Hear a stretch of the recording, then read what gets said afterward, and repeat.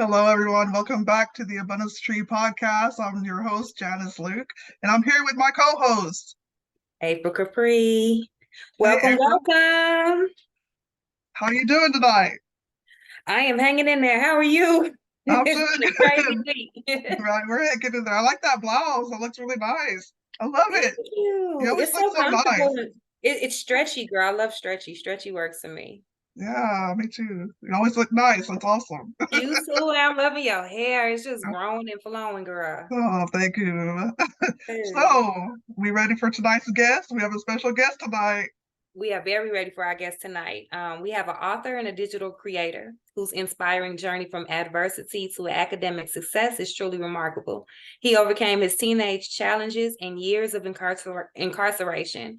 He earned his GED in prison and then later achieved both a bachelor's and a master's degree in English and creative writing.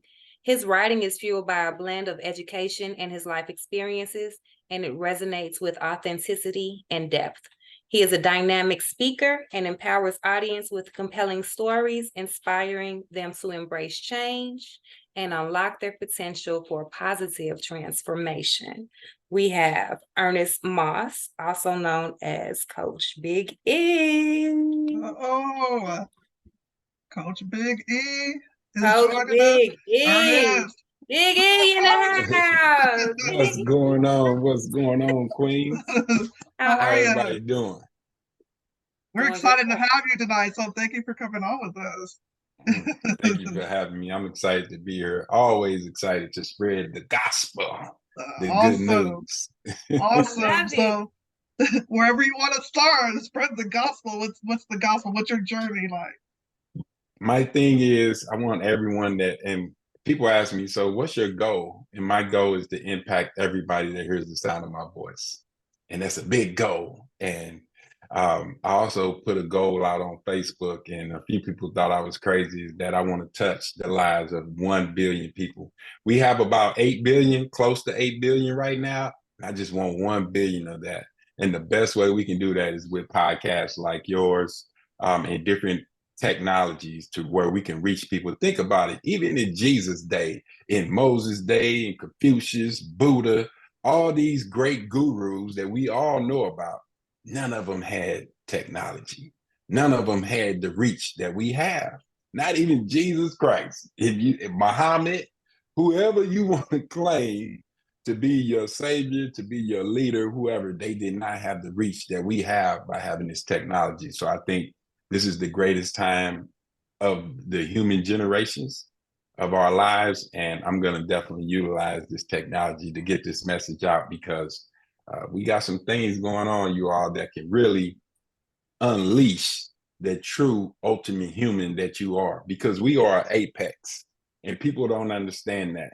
They want to look up in the sky for a bird or a plane, and they want to look down for a goat that's red with horns, and they want to look at all these old crazy things that we believe in that are metaphoric, and we take it as actual. But where they truly don't look is within, because we are so great and so dynamic, but we don't give ourselves the props that we should, because we are the apex. Ladies, I'm going to say this, and hopefully it doesn't rub you all the wrong way, but you all are goddesses, and I am a god. I am a deity walking flesh. This is why Jesus said, y'all gonna do way more than what I did. And last I heard, this man raised the dead.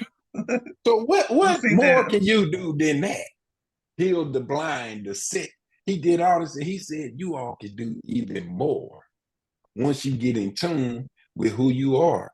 Because in the Bible, it says you were made in his image and after his likeness. What does that mean? Like, we say it all the time. Yeah, you made in the image and after the likeness. And we say those things, but what does it really mean? And what I teach my young people and everybody at the sound of my voice is that you are a deity walking flesh. Right now, you are a deity walking in the flesh, because of any of the creations on this earth, name one above us. You got the elephant, huge, way bigger than us. We ride him. You got the lion, ferocious, could kill a man like that. We hang him on the mantle, his head. The biggest fish, the sharks. I've caught a shark, by the way, a 6 foot, 200-pound bull shark.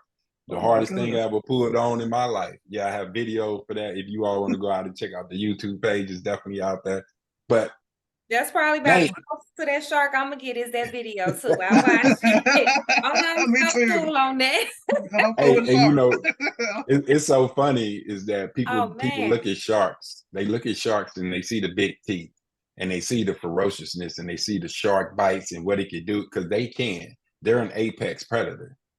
But you know who you know who can do what they want to do with sharks? Not just humans. We make shark skin suits and belts out of sharks. So even though they look ferocious and got those big teeth, in the sea, the shark is an apex predator until that orca comes around. And for those that don't know what an orca is, we're talking about a killer whale. We're talking about that one that's in SeaWorld that's playing with you, that you get the rub on. Free The Willy. Yeah, Free Willy, the black Shabu. and white. Yeah, Shabu. Yeah. Yeah. those are the Shamu. orcas. Now, if you do your research on an orca, when orcas show up, the great whites and all the sharks go away, and they may leave that water for a year. Why? Because the orcas are so intelligent and they hunt in packs that they will find any shark and have him as dinner. Having, I mean, and these are the same SeaWorld orcas, free willies that we play with, but they will tear a shark up. So in this world that we live in of coaching and entrepreneurship, you see a lot of sharks. But when you talk to the big fish, they call themselves whales. They don't call themselves sharks. And how do they look? They put on tuxedos. What is an average tuxedo? It's black and white, like that orca. So these little sharks that's making this noise, that's biting on folks, that's taking advantage of people, the orcas sit back and be like, I'm gonna have them for dinner. So when I pull up, I don't care how much money you got, how much shine you got, the Lambos, the Ferraris, all these big things, when they feel my energy, they realize them sharks don't want no part of it. So, So I hey, love you know, it. let me fast forward a little bit because I love it. there's a couple of things you say you have some young people and you're also that you're a coach, correct? Because I wanted to touch on more like you coach young men or yes. can like So touch on that? absolutely. What's the formula? Go out there and follow us. You'll see this big egg all over the place. We're on YouTube, IG, Facebook, LinkedIn. We're in all the platforms. And what we do is we minister to young people and we Okay. teach them what's the formula to be successful. And we do it with young men. Although I have a daughter. I was a girl dad before anything. So my sweetheart, love you, babe. Okay. But I focus on the young men, and for a reason. Even though it will help the young ladies, a lot of the young ladies are more in tune with their emotions and what they want to do and how they want to be when they're teenagers. Whereas the young men, they're a little immature, and it's just nature. That's the way it is. So my mom, may she rest in peace, she passed 2 years ago from cancer, and she was a boy mom. She had 4 boys, and every hood we lived in, because that's all we lived in. We lived in the hood and the trailer courts. I tell people I know white trash and the ghetto. I've been both, and I'm biracial. So yeah, I'm all that. You can't tell me about poverty.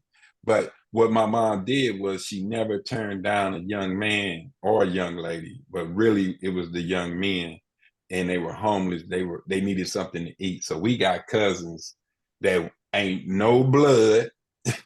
We just cousins because my mom brought them in. And when she was leaving this earth, she told me, she said, take care of my boys. And some may say she meant take care of her sons, take care of her grandsons, because she's got like 13 grandkids up to this point, maybe more, I don't even know about. But she was all about the boys. She was all about the boys. And when she said that, I said, now, how am I going to take care of these knuckleheads? You know, they're doing this and they're doing that. And I joined the Path to Prosperity and really found my purpose by being around like-minded individuals And I created the WTF, which is What's the Formula Mentoring Academy. And our target is teenagers between the ages of 13 to 18. And I coach, and I have several other coaches that coach these young men. And we guarantee this, any parent out there, if you have a teenager and you cannot connect with them, first of all, there's a book out there called Adulting, WTF, which means What's the Formula? And it's 5 steps to prepare your teen for independence. You can check this out on Amazon, or you can DM your guy and I can shoot you a link and give you a free copy of this book. And it started this program, the WTF, because a lot of people see WTF and they think, what the? But no, we're changing the narrative. It's What's the Formula? And we have 3 different formulas that we teach within 12 weeks. And give me a second, I'm gonna break this down real quick. The very first formula that a lot of people don't get is BS. Like, wait a minute, you teaching the kids BS? No, it's their belief system. Because before anything, I can give you all the plays on how to make money with insurance, how to make money with real estate, how to do the stocks, the day trade. You can get all that. But if you don't have the belief system in you, none of it is going to allow you to be successful. Even if you get lucky and hit a lick, as the youngsters call it, I hit a lick, you're going to come right back to who you are, because that money is going to go away real fast, because your belief system, I mean, we see it every day with athletes, and it's not as bad as what it used to be. But in my day, those athletes didn't understand that you had to grow as your pockets grew. If not, your pockets was going to shrink down to who you were. So you see people getting $100 million contracts and being broke. How is that even Give me $100 million. I guarantee I know, right? I ain't never Right? gonna be broke. We've seen that too often with these Too many some of these times. pro players, you know. Wow. So many Yes. times. Yep. Doing these little infomercials and stuff. They've been in the game for 10, 20 years, and it's just like, what happens to you? And what it is that they've been programmed, that everybody has a blueprint. And what we teach our young people through the belief system is how to change your blueprint. Now you can't control your genes. You were given, you were born this way with certain genes, and your body is a body of memory. And people don't know this is the greatest form of memory you ever get. Why? Because you got the same nose of somebody 200 years ago that you got your genes from. That's how much memory this body got in it.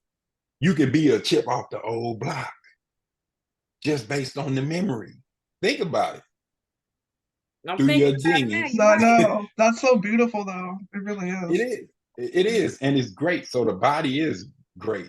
The body is beautiful, but the body is built off of memory. So what happens throughout our life? We build a body of memory. We remember what it feels like to touch that hot stove.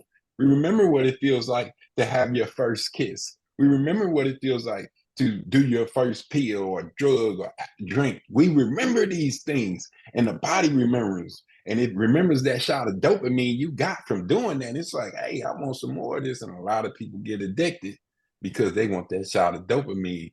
And dopamine is something that comes from the brain. And that's where the word dope come from, because you have that within you. This is a body of chemicals.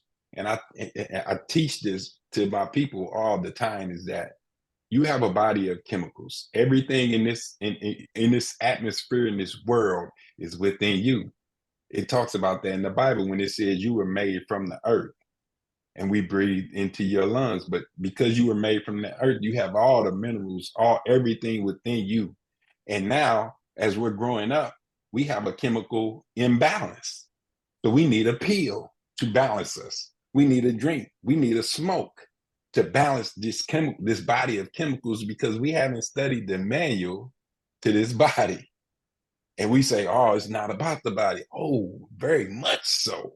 It's about the body. But guess what? Here's the beauty of the body. It follows this. You can have all the memory in your body that you want. If he's in control, the body will conform. It'll tell you, it'll send a signal like, hey, man, I don't like this. Hey, man, I'm hungry. Hey, I like, this hurts. It'll send you signals to the brain, and then the brain will tell it what to do.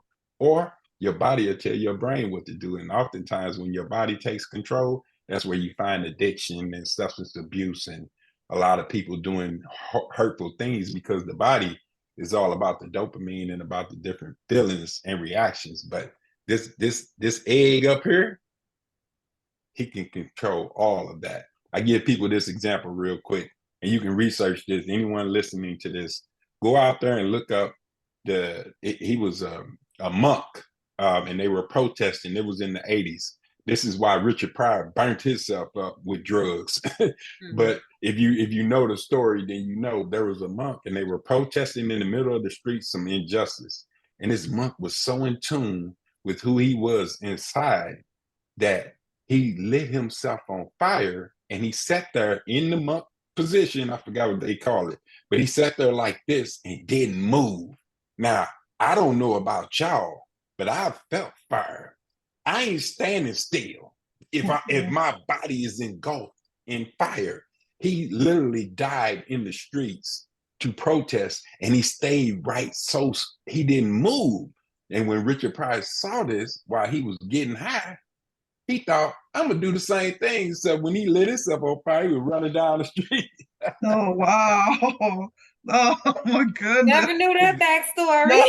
These are facts. Look it up. I never lie. Wow. It's no cap. These are facts. But I'm giving that harsh example because a lot of people, that's what Rick James said. Cocaine is a hell of a drug. He meant that. But Richard Pryor will tell you that too. May both of them rest in peace. Two of the greats. But now that we realize that, hey, the body is amazing, but this thing right here, when you can get this in alignment and him in control of this, that's when, just like Jesus was God body. All that stuff, and it's all with this right here.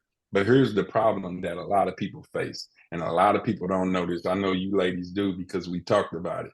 A lot of people don't know is that 95% of what we do, we're running on autopilot. 95%. Think about that. That's like, man, that's a lot. Yeah, it is.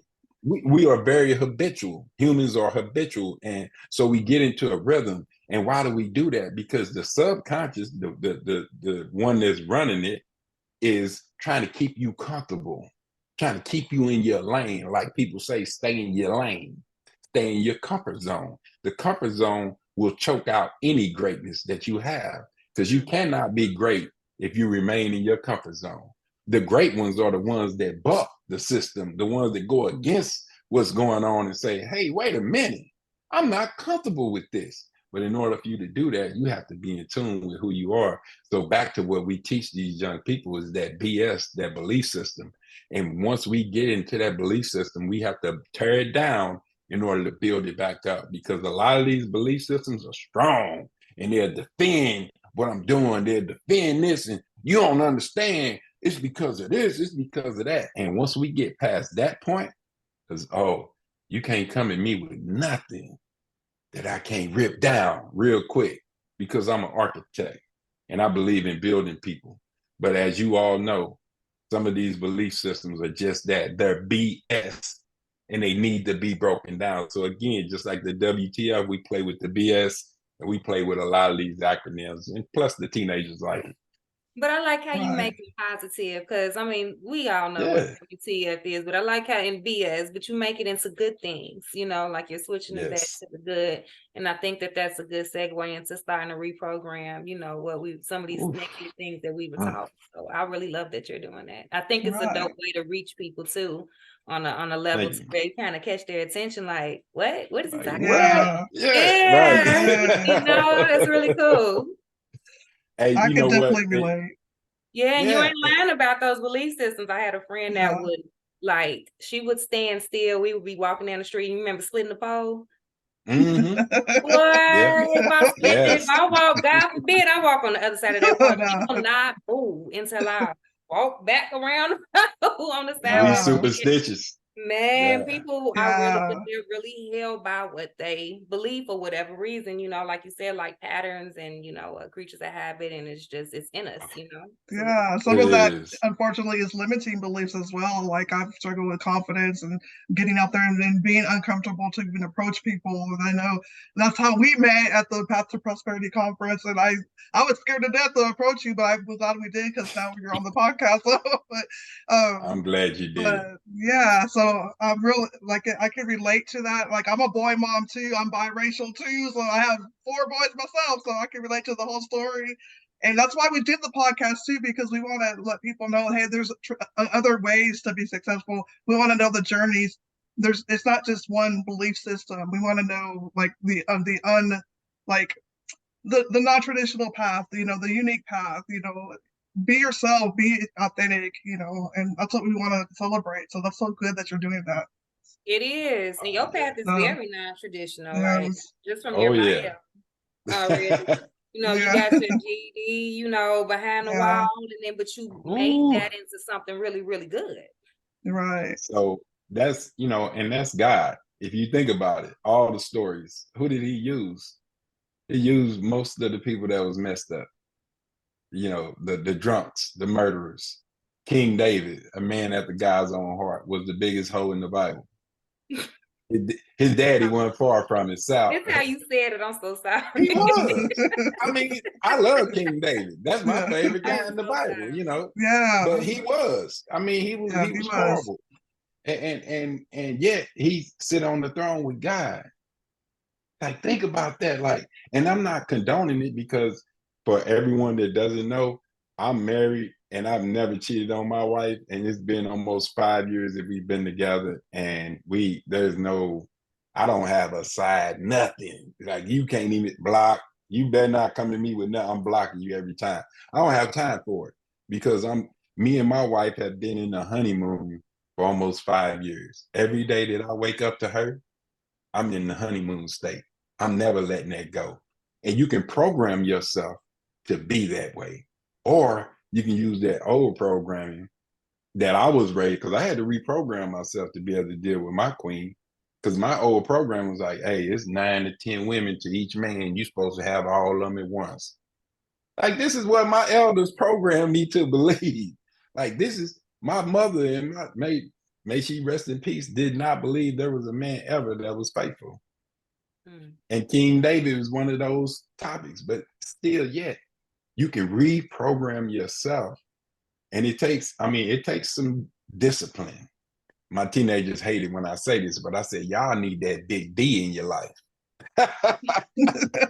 Like, wait a minute, Coach G, Yeah. what you got? Pause. That's what they say. Pause, man. Pause. I said, you need that big D in your life, and that'll get the attention. It'll get a female attention too. She's like, wait a minute, what you talking? We talking about discipline. Yeah. But my thing is, I want to get your attention, because if you can get somebody's attention, you can help bring about change. So we play with these words. And of course, we're not being disrespectful. We don't, use profanity and different things like that. You don't have to do that, but discipline is a major factor in reprogramming yourself.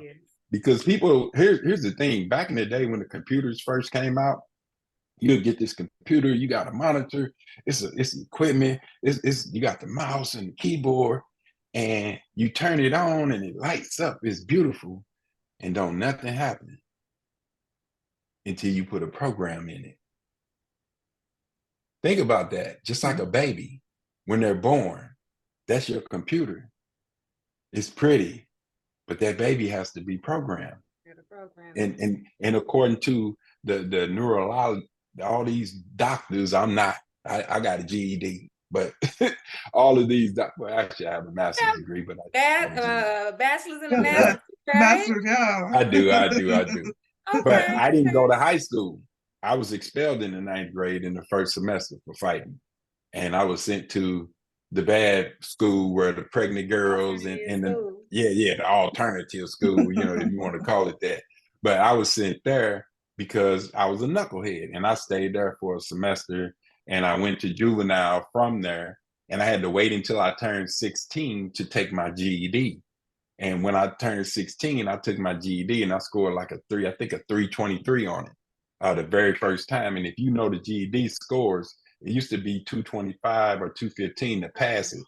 And I was in the threes, and they were sending me junior college pamphlets at the age of 16. But my teachers would say, "You're so smart. Why you keep getting in trouble?" It's because I was bored at school, and I was tired of living in poverty at home. And I was the oldest of those young men. So crack hit and the hustle game hit, and I was good with math. So I hit the streets. And, at the age of 18, I had a 20-year sentence. Mm.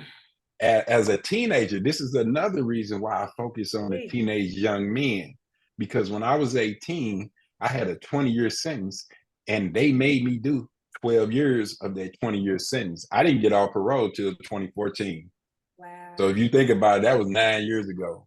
Wow. I got off parole, but I caught this case in 1994 during the heat of the gang bang epidemic, The war on drugs, all that. the war on drugs and crack, all that. I was right in the middle of it. And at the age of 16, I had an apartment, I had 4 cars, and I had a group of men older than me selling crack for me. I was the boy that walked amongst the lions. But I was so intelligent at the time, and I was into the masterminding since I grew up with the little brothers, that it was something always different about me. And even the old folks would tell me, "This is something different about you." And I feel like it's something different about all of us, but we haven't tapped into it. And what we teach these young people is that you are unique. You are one of one. You have a lot of people that look like you, a lot of similarities with your parents and things, but you are one of one. There is no, this fingerprint, there's one of one. Ask the police. Ain't nobody got your fingerprint. That's how unique you are. But we're told, no, you be like everybody else. You fall in line with the group. You get graded under the same system in the school system. We're going to grade you the same as everybody else. When they take away your uniqueness, you're not unique. You think you're better than. It's not being better or worse. It's the fact that I'm unique. And if you all know artwork, if you're one of one, there's no price tag they can put on it. And that's what I teach every young man and everybody that hears the sound of my voice. Once you understand and believe in yourself and believe that you are this walking deity that God said in Genesis, then, now we can work. Now I got your attention. Now we got these formulas that we can set up for you to reprogram your mind. Yeah, I know we all went through the worst. We went through, I wrote a book on it, literally a book on it. Go out there and get that Corporate Convict. It's on Amazon. DM me if you want a bulk order. I promise you, I'll give you a good deal. We have the Audible out there also. But I wrote a book on poverty and how to come up out of it. Because while I was on parole, I got to give you this story, you all. I did have my GED at 16. I was in prison at 18. I got out. I was 28 years old. I got out for 1 year, went back for being in the car with my best friend in the passenger seat, and he had drugs in the back. I'm already on parole, so they gave me 2 more years to do. During those 2 years, I read the book Rich Dad, Poor Dad, 7 Habits of Highly Effective People. I said, no, it's time to reprogram. And I reprogrammed myself, and I got out of there in 2007. And that was the last time I ever seen the inside of a jail. What I did was I was already enrolled in college from prison. I knew my parole date in June of 2007. I started September of 2007. I did my FOSFA, my student pen, everything from penitentiary, not from jail, from prison. Good. And when I hit the streets running, I got my associate's degree, straight A's. Now remember, I didn't go to high school. I got straight A's the first 2 years, kept going, and got 1 B during my whole bachelor's. And then I went for my master's, got 1 more B. So through the whole 6 years of my college career, I got all A's and 2 B's. What is your book about? It's called what is it? Corporate Convict. Corporate Convict. What's your book about? So my book is not about prison, number one. Most people think that when they see convict. It's about the day I got out of prison for the very last time. I said, this is it. And while I was in prison, and you'll read this in the book, people ask me, where do you see yourself in 5 years? And I told them I see myself walking into my office telling my administrative assistant to hold all calls while I'm in the suit carrying a briefcase sitting at my desk. And I was in prison, and they told me, man, you got to be out your mind. What type of fool? You ain't finna do that. You in prison. How you See gonna how do that? people just See, yeah, yeah. Hey, it's what yeah, Nipsey That's Hussle why you said. gotta be around like minds. Cause right. see how Nipsey, people do you. the great Nipsey Hussle said this. May he rest in peace. He said, Yes. if you have a circle that's not building you up and bigging you up, you don't have a circle, you have a cage. And I was in a cage at the time. So this was to be expected because I done been out and went back. So I'm doing reentry. Like if you look at the statistics out there, I think it's like 70-some% that go back. Yeah. Yeah, They go back. And Shout out here's to what you the for not guards told me. listening to it and falling in that trap. yeah. This is what the guards told me the day I walked up out of there. Because I was talking stuff. And they like, oh, we ain't worried about it.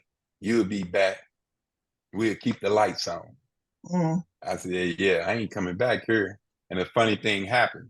When I was getting off parole, the parole board wanted me to go back to the prisons and teach. So I guess they were right, because I am coming back to them prisons, but I'm coming on a How different about tip. that? Right. Shout out to That, you. That is right. so dope. That is, Yeah. you know, that story is so powerful because while you were in the midst of your lowest point, you have the mindset enough to be strong enough to start reading those books, to better yourself, get your degrees, come out and make up your mindset. And you made up your mind Yes. not to go back.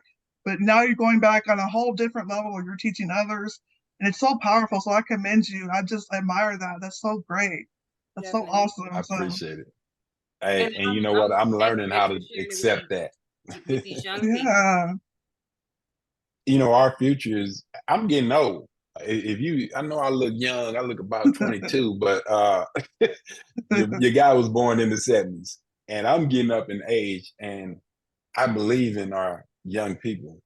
I believe in because again, we were taught how to survive. We were taught survival mode, the Gen Xers were, because I've been where we didn't have food to eat. I was told, drink a big cup of water. You'll make it to in the morning, and you better not pee in the bed. Like I was taught that as a kid. That's real talk. And Bringing it's back real memories, talk. man. That's Look. real. That is. That's real. Listen, boy, Yeah. look at here. I ate so much old bread that when I finally ate some fresh bread, I didn't think it was done. It was too soft. Like y'all don't understand. Like it's yeah. But again, shout out to my elders because they did what they could with what they had, and we were happy. But I was that oddball of the family that didn't like poverty. And I told my mama, I'm gonna make it where you ain't gotta do nothing. And before my mother left this earth, she was living in one of my properties that had an in-ground pool that looked over a lake. And she said, this was my mansion. And she passed in her mansion. She finally got to it. And trust me, you all, this wasn't no mansion. But to her, this was her mansion.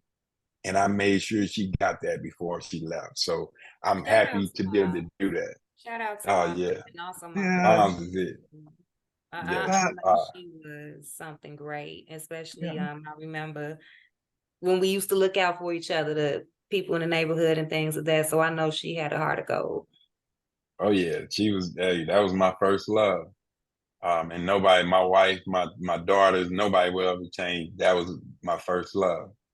And she'll always be my first love. And again, this is the motivation by why I deal with these knucklehead teens. To trust me, they knuckleheads, you know. And I got 4 boys myself. I have 5 children, and right now I have 3 teenage young men, and they try me, woo, like. But I understand that they're bucking the system and they're growing up in different times. And I really want to say this to my parents, and I know we're getting close to time, but I want to say this to my parents is please stop comparing your era to their era. There is no comparison.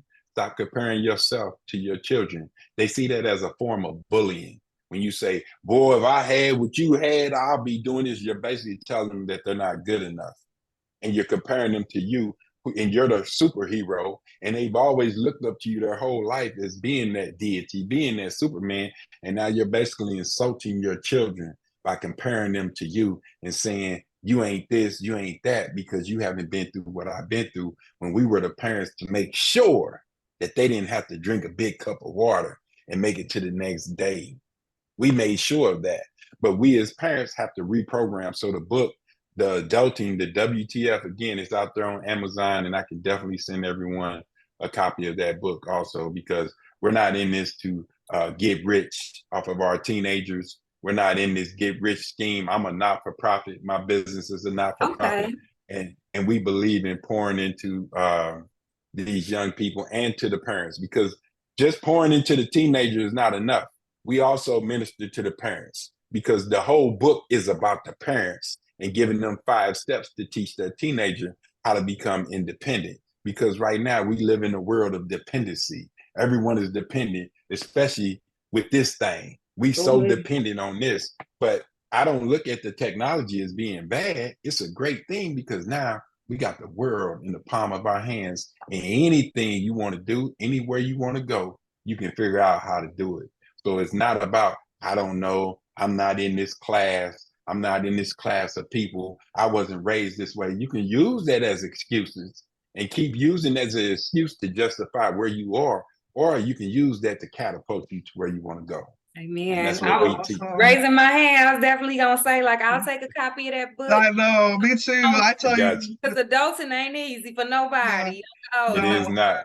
And like I said, I have 4 boys too, and I have 2 adults, 2 preteens, so that's gonna be helpful to me as well. So see, I tell you, y'all need to go follow Coach Big E. Y'all need to go follow Coach E and what's the formula. Yes. And we're out there. Yeah, so look us up. I promise you, you'll see your guy. You'll see what's the formula. You'll see this egg is only one. They say I look like Fat Joe, and Fat Joe wish he looked this good, but we're gonna leave that alone. But you see that Fat Joe looking dude, you know, and shout out to Joe. Shout out to Cook Crack, man. Hey, Joey is a good guy, man. I like what he's doing out there. But people always say we look alike, but look for your guy out there. I promise you, we're on YouTube, we're on TikTok. We all over the place. Yeah, and that's what I'm trying to ask. That's what I'm trying to ask. Where can we find you at? What's your YouTube? What's your TikTok? What's your IG? Go ahead, put it out there. Yeah, so it's WTF Men's Academy. If you go out, and I'll make sure that the links are, when we go live and we do everything, we're going to drop the links in the description. I'm going to drop the links to the books, because I have 3 books. And shout out to Ash Cash, my guy, that helped me get past some of the things that, you know, I didn't believe in when it came to writing a book, because I always wanted to write a book, and he helped me write 3 within a few months. So shout out to my guy, Ash Cash. But we'll make sure those links are out there, and we'll make sure that you all follow us. It's WTF Men's Academy. We got the website out there. Look us up, follow us, share us. We doing it, you all. Awesome. You got like 30 seconds. IG is the same. It's all the same. WTF Men's Academy. Yeah. WTF Men's Academy. Follow Coach Big E. Right. Well, Coach Big E, thank you so much once again for coming on with us tonight. It was so enjoyable and powerful. So with that being said, thank you all for listening. I'm Janice with the Abundance Street Podcast with April and Coach Big E. Shout out to Coach Big E. Peace, y'all. Be great. Bye. Y'all have a great night. So much. Bye. Bye-bye. Bye.